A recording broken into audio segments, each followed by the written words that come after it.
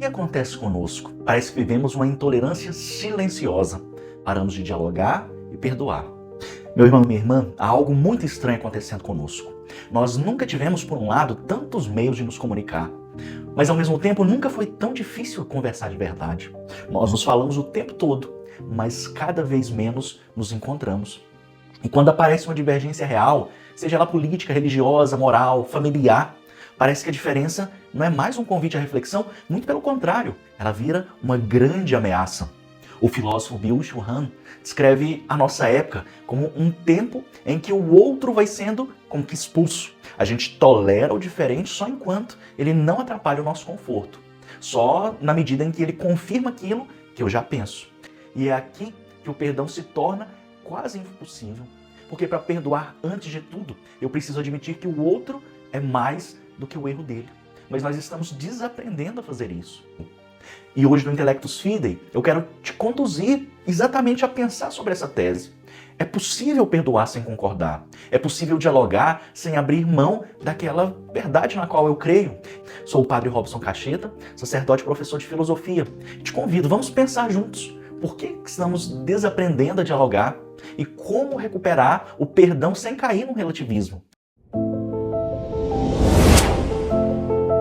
Quero te convidar primeiro para que nós percebamos como a intolerância muda de forma nos nossos tempos. Antes ela se expressava mais no confronto aberto. Hoje, muitas vezes, ela se expressa no desaparecimento, na invalidação do outro. Não é sempre um eu te odeio.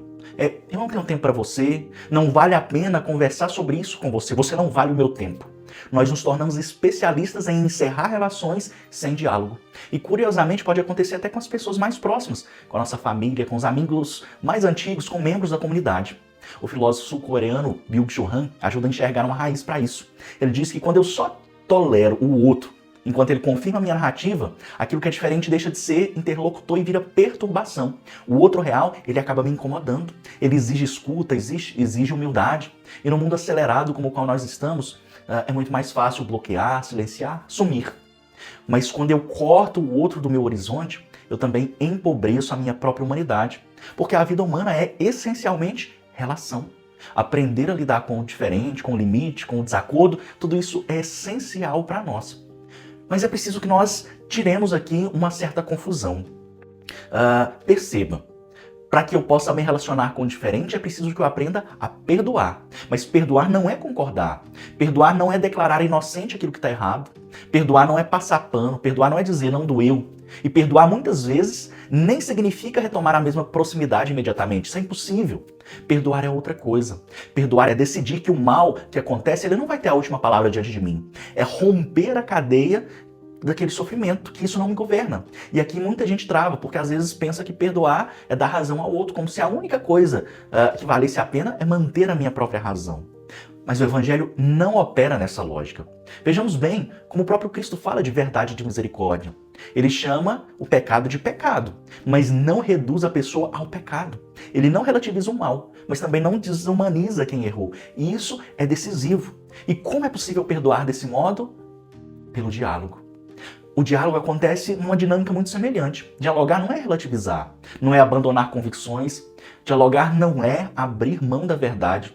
Dialogar é reconhecer que a pessoa que está diante de mim é maior do que a opinião que ela expressa, é maior do que o rótulo que eu coloquei nela, é maior do que um comentário infeliz, maior do que uma divergência concreta.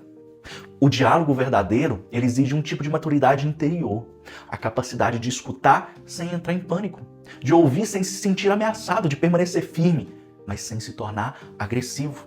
Quem tem uma identidade muito frágil, é claro, precisa eliminar o diferente para que possa se sentir seguro. E quem tem uma identidade amadurecida, que deve ser a do cristão, consegue sustentar uma tensão sem destruir a sua relação com o outro. Então, aqui nós somos capazes de entender perfeitamente por que é tão difícil perdoar o outro. Porque nós temos medos de perder algo. Perdoar pode parecer fazer com que a gente perde alguma coisa. Perder a sensação de controle, perder a superioridade moral, perder o direito de cobrar eternamente. Perder a narrativa de que eu sou apenas vítima e o outro é o culpado. E nesse sentido, o ressentimento é confortável muitas vezes. Ele dá identidade, eu sou aquele a quem fizeram algo. Dá sentido, eu tenho razão e dá até energia. Eu não vou deixar barato para você, meu irmão. mas o preço que se paga por isso é muito alto. O ressentimento nos prende ao passado, ele faz com que a ferida se torne residência.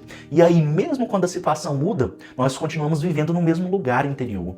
Perdoar é difícil porque ele é libertador, e liberdade quase sempre custa muito caro. É claro, perdão não elimina a justiça. Aqui eu preciso acrescentar uma distinção muito importante para não deixar esse episódio de um modo ingênuo. Perdoar não significa abolir a justiça.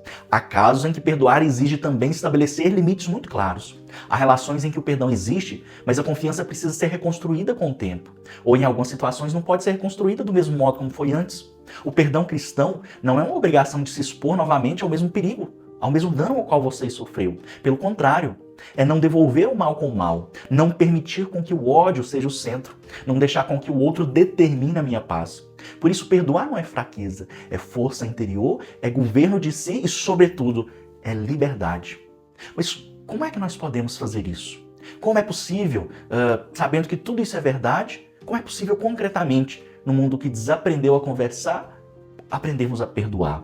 Eu vou te propor aqui 3 passos simples, exigentes, mas possíveis. Primeiro, separar a pessoa e a posição. A pessoa não se reduz à sua opinião. Mesmo quando eu considero uma ideia errada, eu posso reconhecer a dignidade do outro. Isso já muda completamente o tom da nossa conversa. Segundo, trocar o vencer pelo compreender. Antes de responder, tente reformular assim. Se eu entendi bem, você está dizendo é isso aqui mesmo? Esse gesto por si só reduz a hostilidade, mostra que você quer entender o outro e impede que a conversa vire um tribunal. E o terceiro, praticar o perdão como decisão e processo. O perdão não é um sentimento bonito, imediato, ela é uma decisão que eu vou ter que renovar todos os dias, quando eu digo para mim mesmo, eu não vou viver desse veneno, eu não vou carregar mais esse ressentimento. E eu creio que para nós cristãos há um quarto elemento decisivo, a oração. Algumas mágoas são tão profundas, algumas feridas são tão grandes que elas precisam de uma graça maior da qual nós não somos capazes. E aí entra o grande valor da sua oração. Por fim, eu creio que talvez o maior desafio do nosso tempo não seja aprender a falar, mas a reaprender a permanecer em relação. Perdoar sem concordar, dialogar sem relativizar, escutar sem se dissolver. Isso exige, por um lado, firmeza, mas também caridade. E é exatamente aí que o cristianismo se torna profundamente atual. Não como uma ideologia de guerra cultural, nem como um relativismo confortável, onde eu escuto, eu crio a minha própria religião. Não. Meu irmão, que Deus nos dê a coragem de sermos pessoas capazes da verdade sem violência e de misericórdia sem sermos ingênuos. Pense sobre isso. Se você gostou, compartilhe esse conteúdo e até o próximo Intelectus Fidei. Que Deus abençoe você e sua família, abra o seu coração para o perdão e para o diálogo. Em nome do Pai, do Filho e do Espírito Santo. Amém.